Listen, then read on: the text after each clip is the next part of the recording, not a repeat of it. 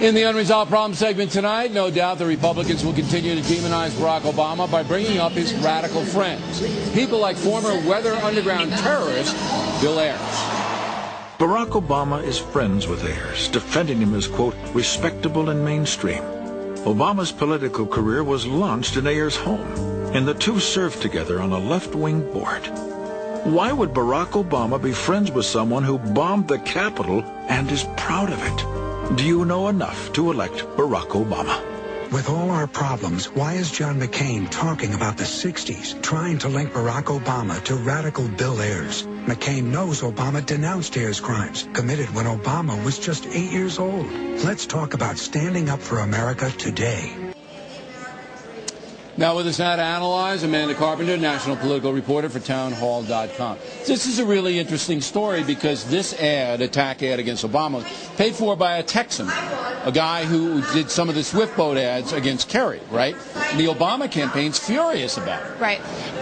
I'm shocked that the Obama campaign is responding it to the way that it is because, number one, it extends the story. Because anybody reporting on the story has to talk about what's contained in the ad. But secondly, it absolutely exposes the abhorrent tactics Obama is willing to use not only as U.S. Senator, but as a presidential candidate to shut down political free speech. Because well, you got to explain that because I don't think a lot of people know that the Obama campaign has gone to the government and asked what? Right. His lawyers for the campaign are asking the Department of Justice to investigate this group and to audit and try to target the conservative donor in charge of it, which is part of a larger effort that the left is using. Well, if they did that, they'd have to do George Soros, too, right? Well, that's what Cleta Mitchell says, who's been on your show a number of times, when she wrote to the Department of Justice telling them not to, because we all know George Soros uses a lot of his money to fund left-wing efforts. But Barack Obama is supporting using the government to target conservative donors, which is part of a bigger effort that other people are using through a group called So the Obama campaign, not only did they make an ad and answered right away. And extended the story. Right. But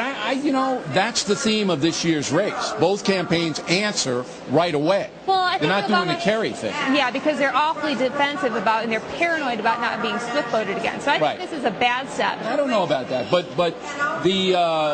you're angry that the Obama campaign went to the Justice Department and called for an investigation. This is the real story here, and this is what anybody that cares about free speech should be concerned about. Obama's using his power as a U.S. senator, as a presidential candidate to shut down his speech. If the ad lied on air, but then I would say you got it. But it looks like it's, asking questions. If this is an electioneering thing, why aren't they going to the FEC, the Federal Elections Commission? They're going to the Department of Justice. And I think that's why are they using that tactic? Well, I think they want to intimidate. Come on. Yeah, absolutely. That's what it's not a serious complaint. They're not going to the FEC. They're not going to, under the Bush Department of Justice, they're not going to get any investigation. But isn't it ironic that the McCain-Feingold bill opened all of this stuff up? Yeah. John McCain must be sitting there going, I thought it was a good idea back then, and ow. Well, the real story here is although Obama is opposed to this group using money to target him, he hasn't said a word about big labor. He hasn't said a word about the efforts on Planned Parenthood and all the other special interest groups that are actively spending money on his behalf. That's because they support him.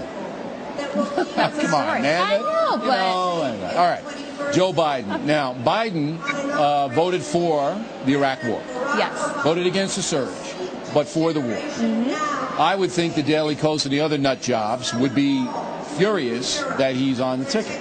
There's a few of them that are honest about it and say that Joe Biden has blood on his hands, but the most of them are holding their noses, hoping that he'll be a good attack dog. But I predict in the weeks ahead, Joe Biden is going to undermine the Barack Obama's foreign policy, and the Daily Kos people are going to have to say something because they didn't get the anti-war, extreme left-wing VP that they wanted. The Daily Kos is the most hateful website, I think, in the world. Would you agree?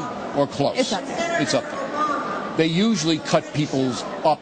Anybody they disagree with, they allow people to come in and just hammer them. Here, we don't see any of that. Well, they have an agenda. But I think they scrubbed it. I think the Daily Kos guy said, we're going to take it off. Don't you? It's possible. Come on. What are the odds of nobody? Well, there's been a few people saying that Joe Biden has blood on his hands. But it's not a die and he's this and he's that like they usually do. They want to win. So the Daily Kos now has taken off all the hate stuff that might negatively hurt Barack Obama. Well, I think they're holding their noses for Joe Biden. I mean, I can't say. I haven't gone through the website. I don't know for sure that they've taken it down. But are they holding their noses for Joe Biden to make sure that they can win?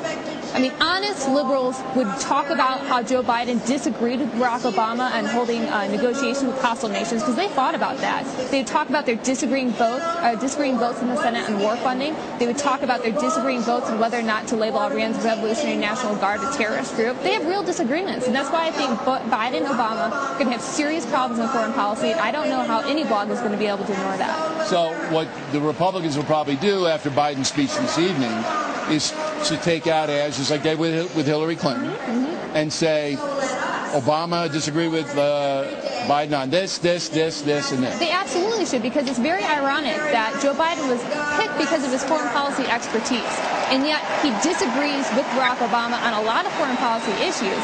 And Joe Biden prides himself on foreign policy. I don't think he's going to buckle under Barack Obama. Okay, last question for you.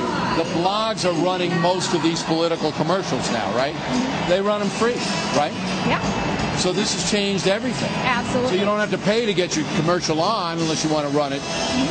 Like that Ayers commercial, that ran in Pennsylvania, Ohio, and all those the swing states and local markets. Right. But it's all over the internet. Oh, yeah. Free. Anybody can watch it. So the internet has really changed everything in the presidential. Absolutely. There's nothing Barack Obama can do to stop that ad now on the internet. All right, Amanda, thanks very much. Good to see you in person.